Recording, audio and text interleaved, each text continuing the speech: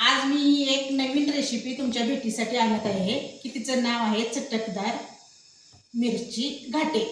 ती लागणारं साहित्य मिरचीचे घाटे, दुखवून घेतलेले जिरे, हिंग, मीठ, त्याचं हे तयार केलेलं पाणी आहे। त्याला लागेल एवढंच हे पाणी। त्यासाठी मी ही कढई तापत ठेवलेली आहे। त्याच्यात आता मी तेल टाकणार।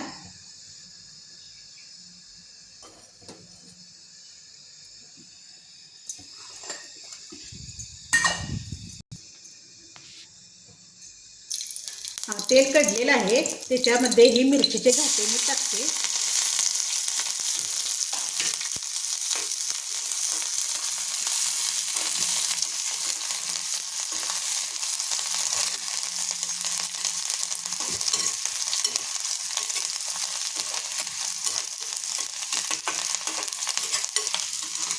ही रेसिपी आपण किती दिवस खाऊ शकतो?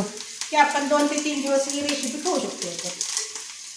म्हणजे कमीत कमी वेळात काही तर चटकदार खायला। जाता जाता आपल्याला हे चटकदार खाऊ वाटतंय मग करून टाकायचं। चटणी आणि लोणच्याला ऑप्शन म्हणावा तर मग साधारण किती वेळ भाजायचं आहे? हा कलर येईपर्यंत। ही आता भाजलेलीच आहे। असा कलर येईपर्यंत भाजायची। आता मी ह्या पाण्यात ती घेत आहे। गॅस बंद करते।